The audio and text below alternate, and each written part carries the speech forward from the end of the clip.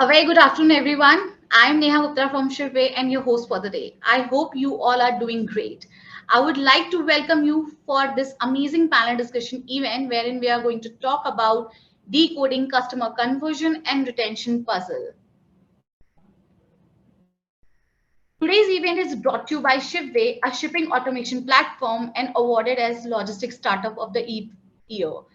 Shipway has finally unveiled its one-stop solution for all the D2C brands, that is Shipway One, compact solutions of all five different apps into a single platform. Now, brands can partner with Shipway One and leverage this plethora of post-purchase offerings such as courier aggregation, shipment intelligence, tracking, fraud detection, returns, and exchange without having to opt for different apps for different functions. At Shipway, our aim is to bring our entrepreneurial community some of the inspiring stories, expert advice, insights, latest trends, and opportunities from D2C ecosystem. Now it's time to welcome our guest for today. We have invited yet another powerful entrepreneurs and growth experts from D2C ecosystem. Guys, we have with us Anurag Kedia, co-founder Pilgrim, a graduate from IIT Bombay and IIM Ahmedabad with 18 years of overall experience across corporates and startups. Anurag co-founded Four Fountain Spas earlier, currently building Pilgrim, a skin care, hair care brand bringing international beauty concepts like Korean beauty, French beauty, Spanish beauty to Indian consumers. A very warm welcome, Anurag. Thanks, Now Neha. we Very have happy and excited to be here. Now we have with us Puneet Gupta. Puneet is the co-founder and CEO of Easy Ecom, a proprietary automated e-commerce solution platform enabling seamless logistics for sellers. Puneet got his bachelor's degree in engineering from IIT Guwahati and holds an MS in interaction designs from Georgia Tech, USA. Prior founding Easy Ecom, Puneet headed the engineering and product marketing departments at Endeavor Telecom and Trade Sheets, which brings over 17 years of rich experience in product management, entrepreneurship, and leadership to the table. Welcome, Puneet. Thanks, Neha. Happy to be here. Hello, everyone. Lastly, we have Anshuk Agrawal. Anshuk is the co-founder of AdYogi, an exclusive marketing automation platform working actively with the D2C brands to maximize their sales output, even with a limited marketing budget. At the company's help, Anshuk spearheads the product development and digital marketing segments. His responsibilities include building strategic roadmap for AdYogi, composing a scale-up blueprint for enterprise brands, coordinating with leading digital platforms like Facebook and Google for upcoming platform updates, and optimizing ad budgets. With an extensive experience of over 10 years in marketing, risk analytics, and operation consulting, Anshuk holds a bachelor degree in aerospace engineering from IIT Bombay. And then he pursued an MBA in strategy and finance from the Indian School of Business, Hyderabad, where he was awarded as the Dean's List for Academic Excellence. A very warm welcome, Anshuk. Thank you so much, Neha, and thanks for the long introduction. But really excited to be part of this webinar today.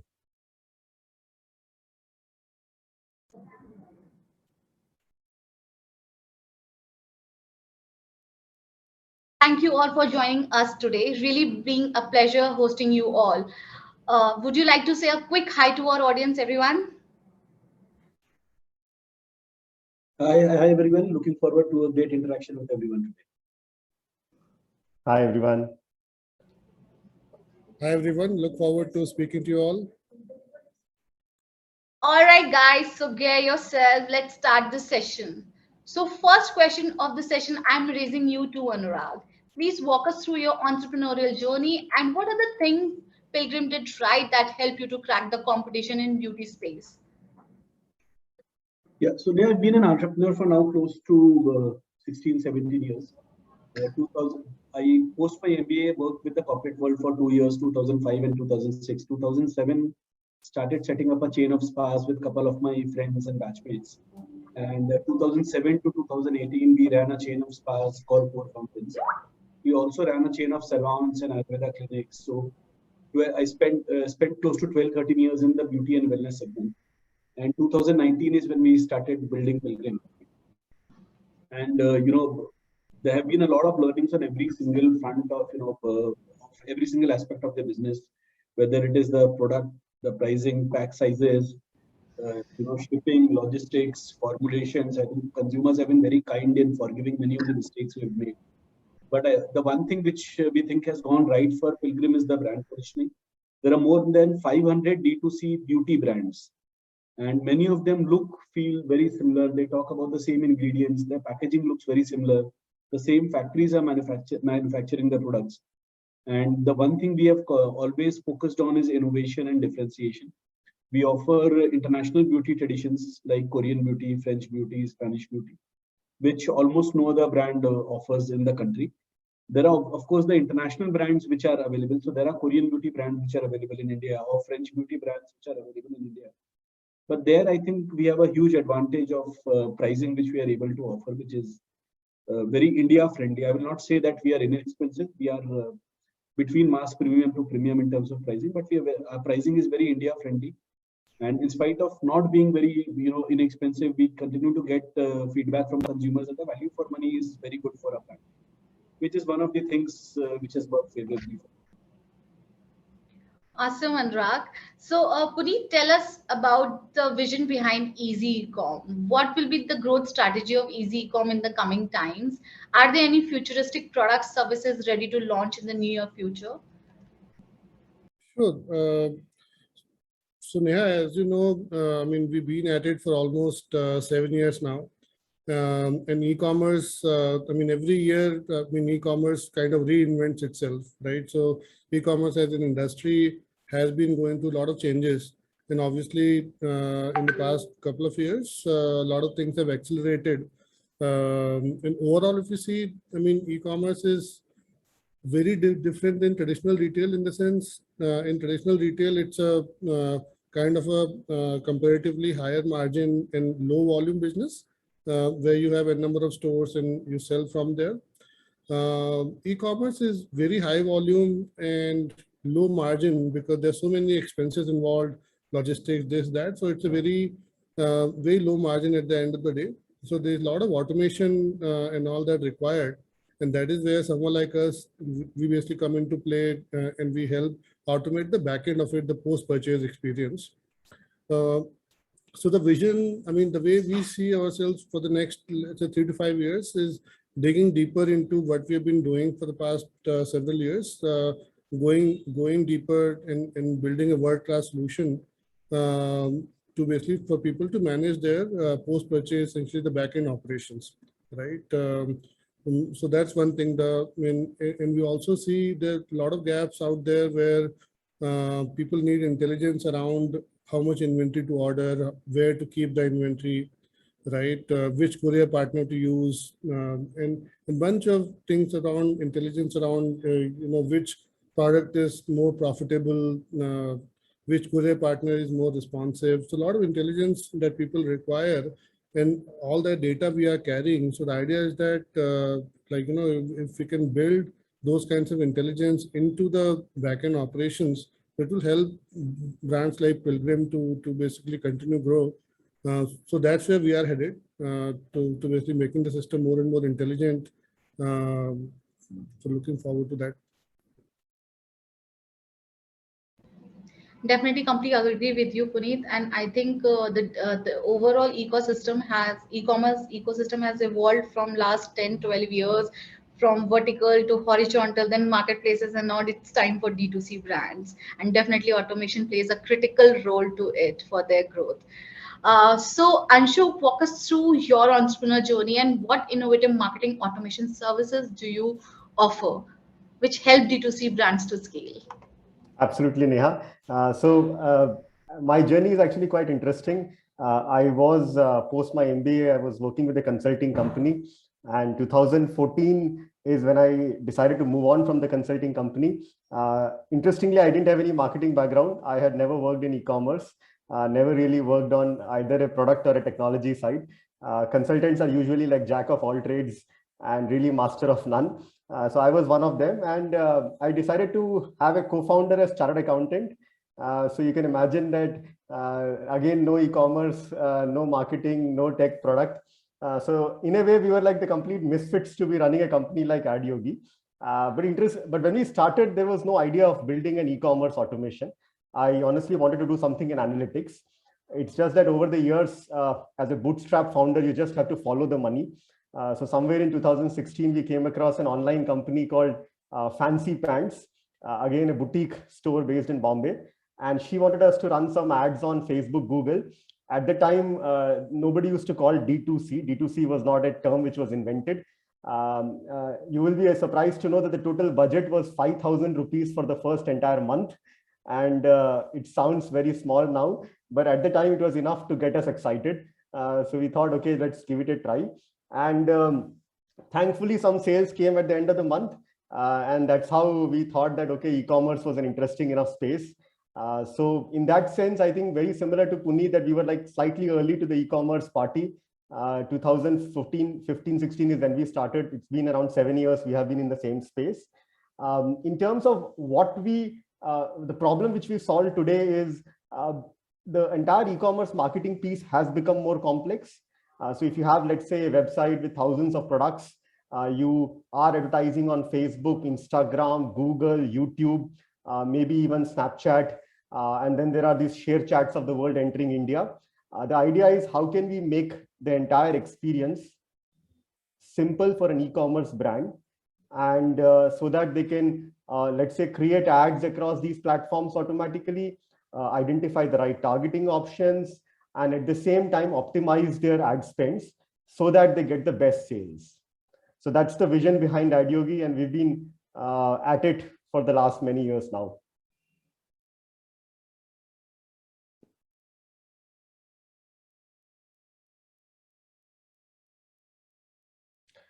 Neha, you're on mute. Oh, sorry.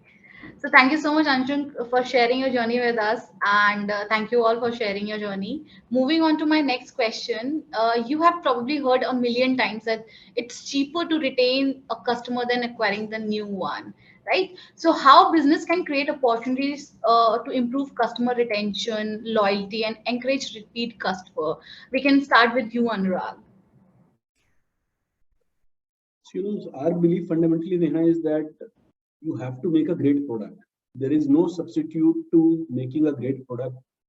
And any amount of marketing investments and strategies and loyalty points will fail if the consumer is not happy with whatever their experience has been. So, the first moment of truth is when the consumer, if you're a new brand, young brand, like, discovers your product, and what is the kind of imagery and communication which the brand is doing to the consumer to try and entice the consumer to learn more about the brand and eventually make a purchase. Once that purchase has been made, the entire experience with the brand, right from how much time it took to receive the product, was there communication through the delivery, when the delivery was being made, post delivery, how was the unboxing experience, once the unboxing was made, how did the product look, feel when the consumer held the product in their hands, and then finally when the consumer was using the product, what is the kind of experience? And in our industry, we are a results and efficacy driven industry where consumer has to notice a tangible difference on whatever skin concern or hair concern they were trying to address. This entire journey is very critical, and if we are able to provide a pleasant and a happy experience to the consumer in this entire journey, I think that is what will make or break the loyalty and repeat sales. Yes, nudges in terms of marketing communication when can be provided, offers, promotions, loyalty points, all of those things can be done. But the fundamental premise is a great product, and everything else can be just built on top of that. Great. Anshul, any key insight for the audience? Yes, I completely agree with Anurag there. I think nothing substitutes having an excellent or an amazing product and experience. But keeping a marketing hat on, I think Anurag also spoke about some marketing interventions. What we have seen is, given you have an amazing product, if you want to get back your existing customers back, we have seen that some of the CRM marketing channels actually work really well. I'll tell you what I mean by that. In India, for example, we have seen that WhatsApp has now started emerging as one of the key platforms for customer repeats. We have also seen email, SMS, and push notifications working to varying degrees of sort of efficacy. Facebook and Google continue to be like the key platforms of marketing, but I've seen that for customer repeats or loyalty, they may not be the best platform. Probably something like a WhatsApp or an SMS or an email actually helps better with customer loyalty than a platform like Facebook and Google. We still see Facebook, Instagram, Google as more acquisition platforms than actually loyalty platforms. So that would be my advice to all the brands that focus on your CRM marketing tools. Yeah, and the way WhatsApp is emerging for the brands in terms of building a direct relationship with them, I think it's phenomenal. Puneet, would you like to add something? For sure. I mean, absolutely agree with Anshuk and Rab both. I mean, in terms of having great product and in providing kind of great experience overall. And the way, I mean, since I come from a SaaS background, so the way I like to think about this whole thing is that, I mean, we essentially have to think about the business as more of a service than a product. So by that, what I mean is that, I mean, after you build a great product, you have to package it with a great service. And it's not just limited to like a SaaS company like ours. Even for any consumer brand, the service is very important. In fact, and that is where I think a D2C brand differentiates itself from someone like a traditional brand, where D2C brand is directly interfacing with the customer, answering their concerns, learning from their behavior and all that. And that is where I think you'll see a lot of traditional brands are facing the heat because D2C brands are so much in touch with their customers, right? And it becomes more of a service than a product. And that's how, I mean, we like to think about it at eCommerce, that, you know, build a great product and provide a greater service. And that's where I think your customers will stick around. Not just stick around. I mean, they'll bring more referrals and those kinds of things. Completely agree, and that's excellent to hear your thoughts. Good insight from for all the attendees. So here is a quick announcement, guys. Before we jump on to the next question, there is a announcement. If you have any questions which you want to ask our experts, please drop them in the questions tab, not in the chat section, or else they'll get missed. So, Anshuk, improving customer retention highly depends on the underlying metrics, right? What are the key customer retention metrics, and how does one improve it to create a better program or strategy for unifying the customer journey? Yes. So what we have seen, and I think a lot of people here will resonate, that the acquisition cost on platforms like Facebook and Google have actually gone up. More so in the last 6 to 12 months due to varying factors. Of course, competition in DTC space is one of them, but also some of the iOS 14 changes also led to an impact in the acquisition cost. So more and more conversations we today have with brands has actually moved towards customer retention, repeat customer rate, and matrices around loyalty. One of the metrics we have seen, which a lot of brands track, is repeat customer percentage. Very simply, this metric is basically what percentage of your revenue in any particular month comes from your existing customers. So if you, let's say, for example, you're doing like hypothetically 10 lakh of revenue, if 4 lakh comes from your existing customers and 6 lakh comes from your new customers, then your customer repeat rate is 40%. Again, a very simplistic metric, I would say, but a good North Star for any brand to pursue. We have seen that for a fashion brand, some of the best in class repeat customer rates around 40% is considered as really, really good. For non-fashion CPG space, if you are in health and wellness, food segments, repeat customer rates somewhere can be around 50 to 60% are also considered good. Now, how does a brand increase them? Of course, we spoke about CRM marketing tools, email, SMS, WhatsApp, but we have also seen that a big share of customer repeat percentage also depends on the quality of customers which brands acquire. Like for example, when we work with brands, we typically focus on acquiring customers at higher price points. So let's say, for example, if you are a CPG brand and you have a price point of 200 or 300 INR, We have seen that when we acquire customers in tier 1 cities and when we acquire customers on combos, the quality of customer acquisition is good. So the repeat customer rate actually increases over a period of time. So even during your acquisitions, there are some of these things which can be done to make sure that over a period of time, you're able to maintain higher repeat customer rates. And completely agree with you. And I think that's why, brands offers coupon and loyalty programs in order to increase the repeat, purchases. So loyal customers needs to be rewarded. After all, they are the responsible, like you mentioned, for the 40% of the revenue brands makes today. So Anurag, what are the proven ways for building customer loyalty to bring more sales and revenue? So there, I think we need to think about consumer engagement, before we think about sales and revenue. And this engagement needs to be throughout the consumer journey with the brand.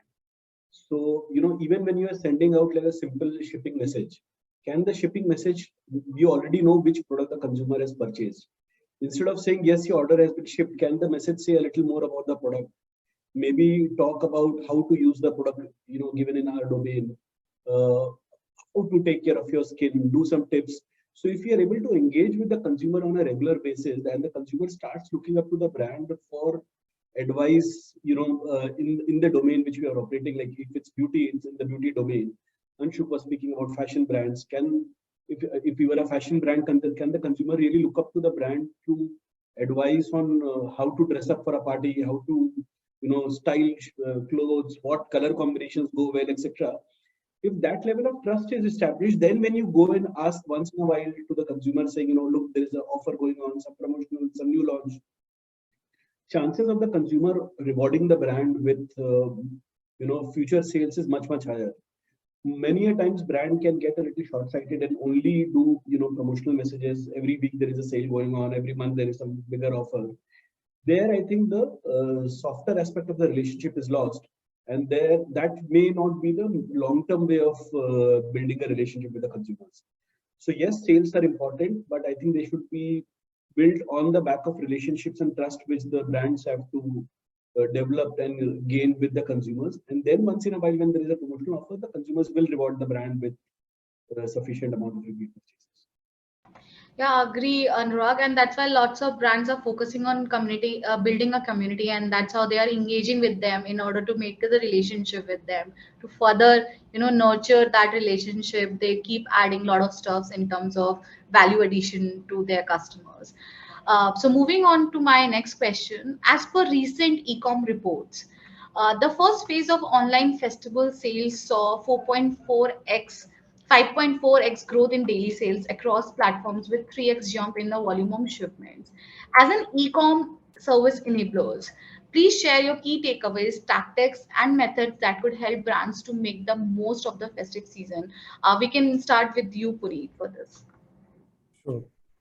So yeah, I mean, I think this festive season as compared to last year and before, I think we've also seen a major jump in terms of volumes across the board. And I think one of the key patterns that we identified is basically the fact that brands are actually trying to essentially do two things, right? Really shorten the time frame for the product delivery after the product is purchased, and that's where once you have higher such kind of high volumes, it becomes even harder. So there is a lot of heavy lifting required in terms of the warehouse planning, inventory placement, and basically manpower planning and all of that. But ultimately, if you see a lot of brands, we have seen in our experience, that they're going essentially rather than having a centralized fulfillment model, that they're going with dark store models, local deliveries. Having local presence at least in major metros, so that the delivery can be done at least next day or maybe even same day, right? And that really elevates the customer experience once they place an order and you get the product within same day or next day. And all the heavy lifting that basically goes behind, very commendable and a lot of hard work that basically we have seen. And apart from that, I mean, from a readiness point of view, that we see what typically various brands essentially do have dynamic kind of planning where if let's say there's something goes wrong in one fulfillment center, they can immediately I mean send the orders to the other center and do the fulfillment from there, right? So such kind of dynamic planning and preparedness when we have seen brands investing into, and that has resulted into the kind of numbers we are essentially talking about. And it also helps in another thing. I mean, if you do kind of like a local delivery model, then RTO percentages also come down because your product gets delivered faster. So from a profitability point of view, along with the high sales, you can also secure a decent amount of profit as well because you're reducing the RTOs. So that's, I mean, these are the patterns that basically we have seen in this festive season, unlike the last year and before. Yeah, definitely. And like you mentioned, dark stores are also playing a critical role in terms of the same day delivery or probably in a few hours delivery concept. And that's why resulting into the lower returns and all. Anshuk, any thought on that? Yes, we are also seeing a lot of brands we work with have scaled very rapidly during the festive season. I can give you a small example of a brand we work very closely with. The brand is called Mal Mal, and they are in the women fashion space, premium women fashion. They sell kurtis worth around average ASP around 10,000 plus rupees. So what we saw in their case is ahead of festive season, they decided to launch a new collection, completely new set of around 50 to 70 designs. And they also launched it much before the Big Billion or the Great India Festival sale. So as a DTC brand, we do recommend that you do things ahead of time and not really compete with the big marketplaces. We also saw that when they launched a new collection, they put a lot of WhatsApp messages to all their existing customers and subscribers as like a first look to the new collection. All their ad copies on Facebook, Instagram, across social media were actually focused on their new set of products. They also gave a nice name to the new collection. They had some nice videos running across the social campaigns. And at the end of the day, we saw that there was a clear 3 to 4x jump in their daily revenue purely because they focused on something completely new. And all the messaging was more around that this is like a absolutely new collection for Diwali, which we have rolled out. So if you're planning Karwa Chauth or Diwali or Dashera, here is something which you should be buying, right? Not in those words, of course. My takeaway in general is a lot of brands think that festive is all about sales. By sale, I mean discounting. But we have seen so many brands who are able to grow in festive season, not really by banking only on discounting, but more by banking on the uniqueness of the product or the new launches which they are focusing on. So that's an example which I thought I'll share today. Over to you.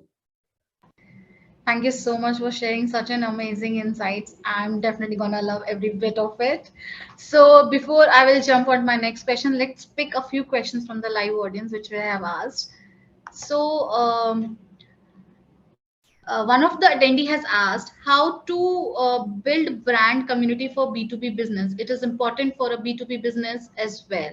If yes, please suggest some steps on building it.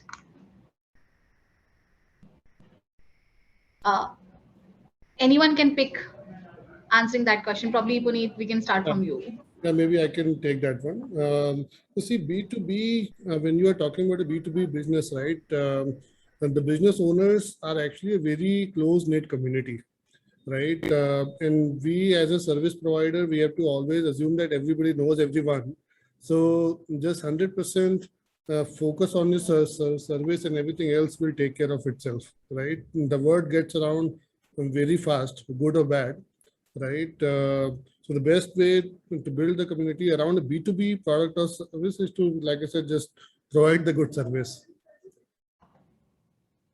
right? Yeah, Anshuk, would you like to add?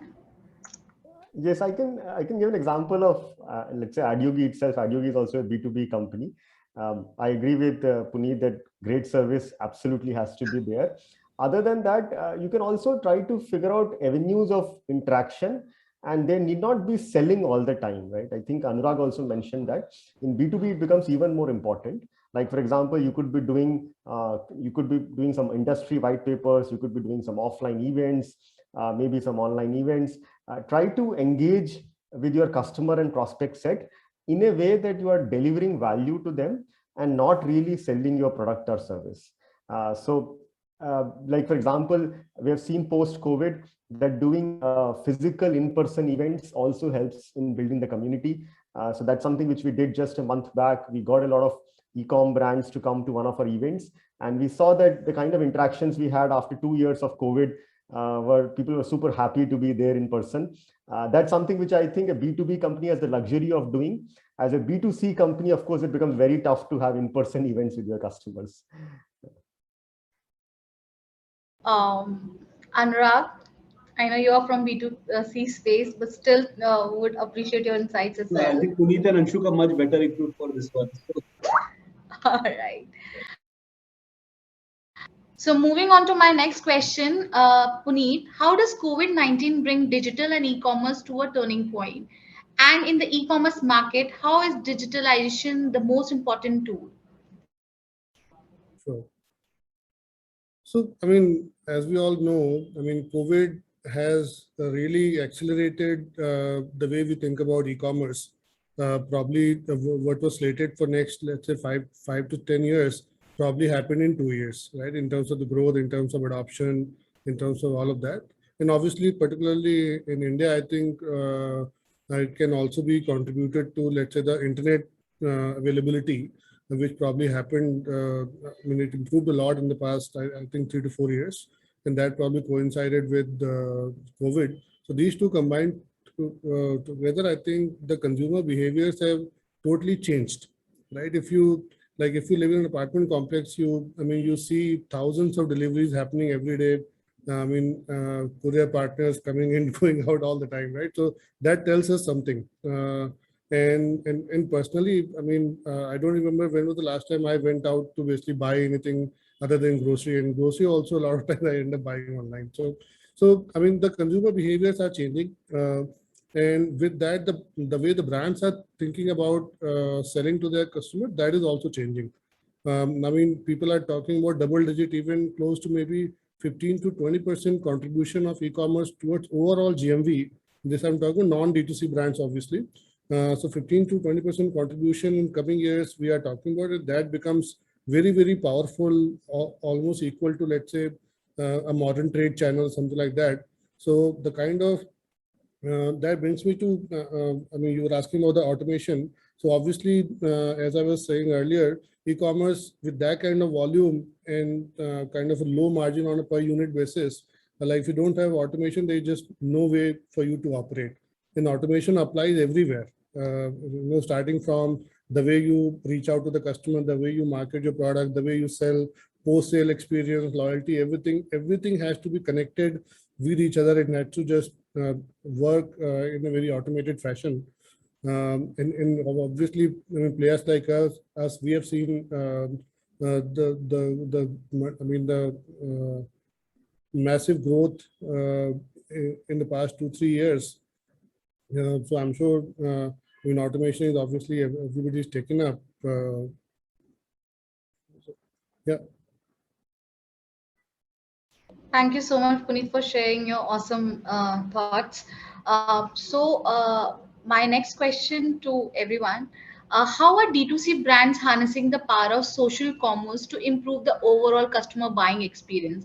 Suggest some tips, tools to successfully achieve those goals.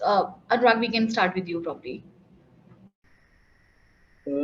so yeah, I think the one big change which has happened for brands is earlier brands were what we call as monologue brands.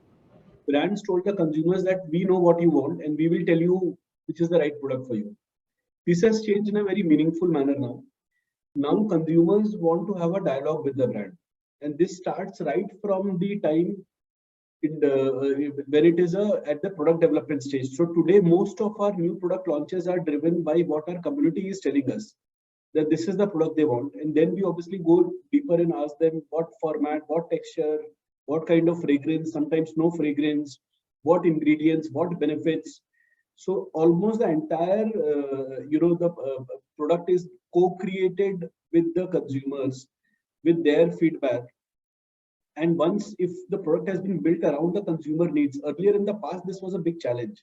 Doing market research was very expensive, time consuming, and possible only for the very, very large brands. There also sometimes data collection would get polluted because of the kind of tools, which is paper and pen. And some executives standing on the road to try and collect data from people who are passing by. Now this has changed meaningfully, where the consumers are saying we'll tell you on our own. And if the brand is willing to listen, the consumers are very happy to share every aspect of what kind of products they're looking for. So the chances of success of a product is much higher if it has been conceptualized along with the consumers. So that is one big shift which we are seeing right from the time of product conceptualization to obviously the launch, because the consumers have been involved. They keep asking, when is this product launch, which we told you about.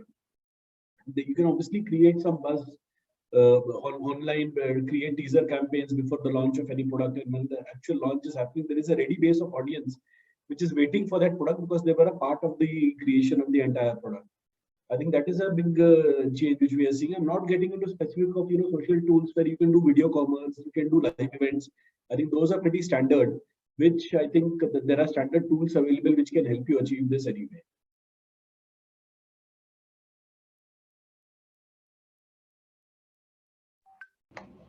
Amazing insights, Anurag. I'm definitely gonna resonate with the audience. A lot of D2C brands are also there here present, looking for such insightful sessions and amazing insights. Anshu, would you like to add to this point?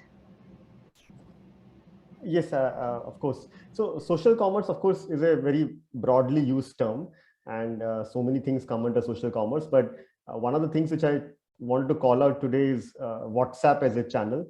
I think a lot of you would have also experienced that the number of brands which are now reaching on WhatsApp has gone up.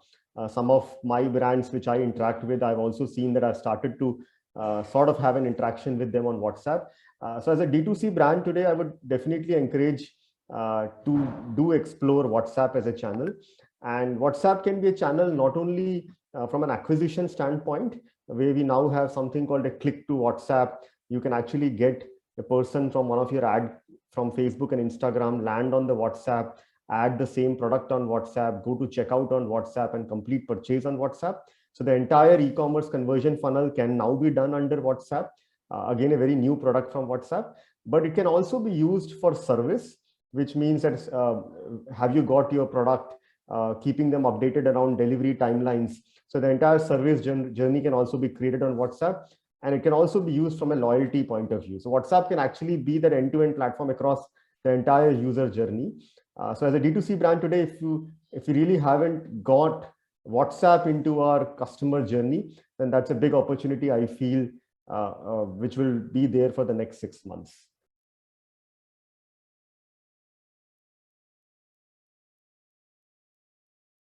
Neha, you're on mute.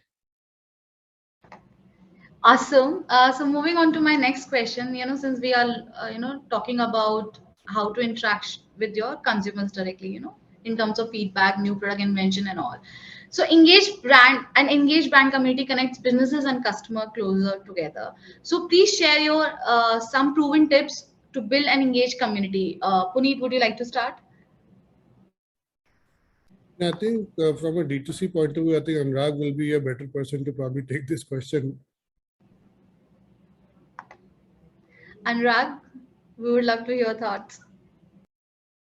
I think there's nothing new I want to add here, Neha. Engaged brand means that, you need to take care of the entire consumer journey.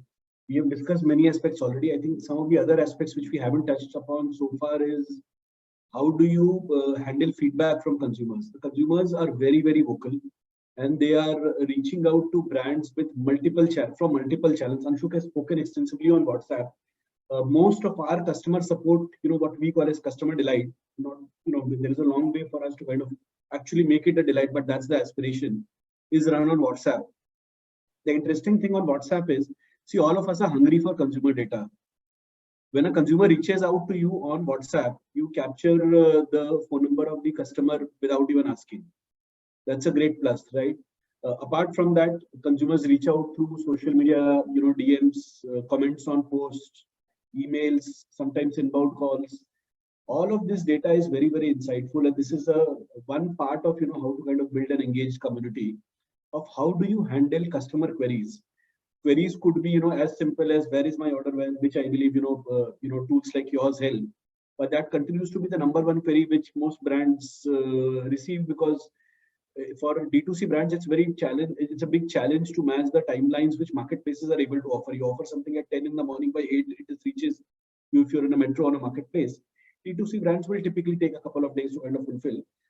But as consumers, we are very impatient today. We want the same consumer experience of delivery across brands, across marketplaces. So that is a big part of the queries. Then consumers will also ask questions which are related to the product. They will reach out with feedback on different aspects of the product. Promotional offers related queries will be there. So this is one part of the business which we are not touched base upon, and it's an equally critical part. And the database which we gather from non-buyers is as large sometimes as it is from the buyers, and there is an opportunity to then sell to these consumers in future and build a community around people who are brand aware but non-buyers right now. Anshu, would you like to add to Anurag's point? Yes, so community to commerce, I think it's been a trend for some time. We have seen many brands trying to go from community to commerce direction. I would definitely talk about one of the brands which I have seen successfully pull it off. There's a brand called Milo we work with. It's in the women and childcare pregnancy segment. What I saw with them is they were very active in building a community. So they would try to answer questions related to childcare, baby care, mother care. And over a period of time, they built a very huge community on their app and website. And when they went D2C eventually, so they were only community to begin with and eventually entered into commerce after that. But when they did enter the D2C space, we saw that their community actually helped them scale very rapidly on D2C because they didn't have to incur cost of acquisition like a traditional brand would just run an ad on Facebook and try to acquire a customer. In this case, because they had a community, people knew the brand Milo, they could just re-engage with their community, get them to their D2C store and make them purchase. So community commerce is a slightly longish journey, but in the long run, we have figured out that that's the play which actually differentiates a brand. And also because the acquisition costs now are high, that's a play which becomes your defensibility over a period of time. So I think brands, I would suggest all D2C brands that do think from a community point of view as well. Definitely, completely agree. If you are looking for ways to strengthen your brand and have better conversation with your customers, you need to build a community which will rally your customers at one place. So moving on to my next question, Puneet, this is for you.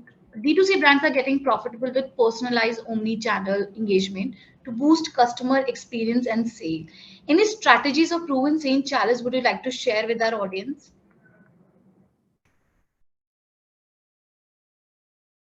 Puneet, you are on mute. So yeah.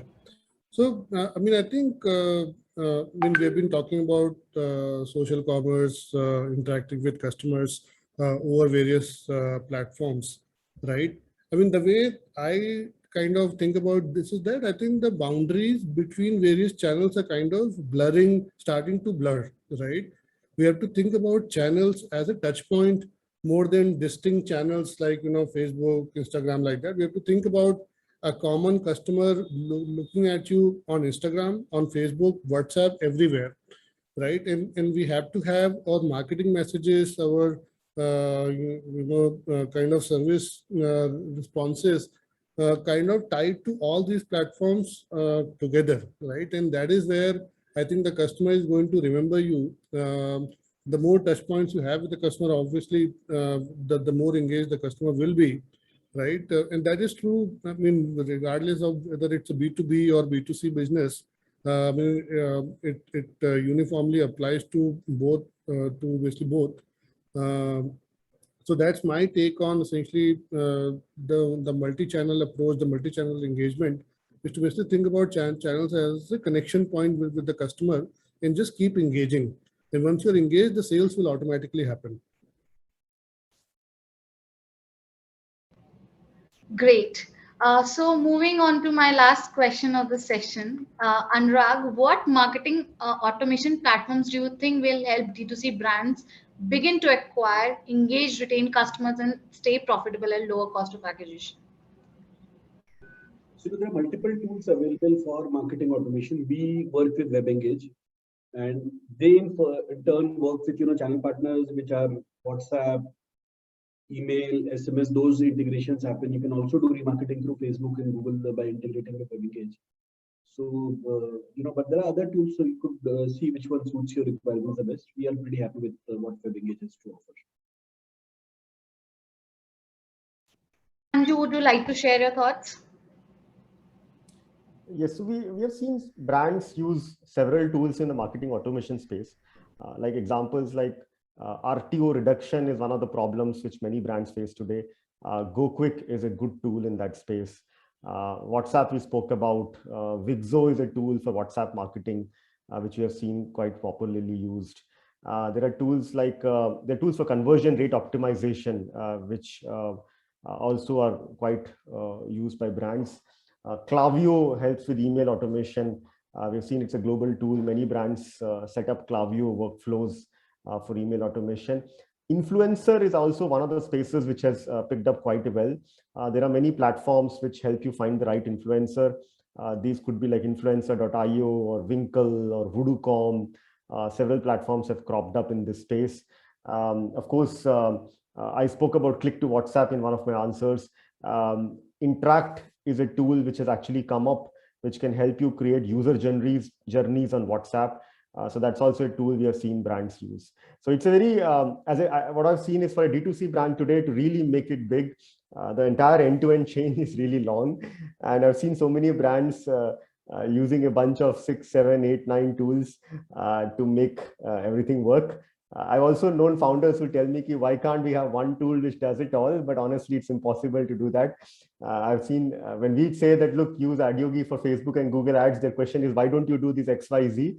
And the answer is, if you do just one thing really well, that will be an achievement at the end of the day. Doing everything is almost impossible today. Great. Like, I mentioned a lot of people are posting their questions in questions tab. So already most of you have already answered it. So one of the question asked by Harshit Pandey, how to make a multi-channel strategy to engage with the customer. I think he's asking for how to make multi-channel marketing strategy to engage with the customer. So Anshu, would you like to pick up? So similar to what we spoke also, common channels today for customer communication are either your social platforms like Facebook, Instagram, or your email, SMS, push, WhatsApp sort of communications. Could be your Facebook Messenger also.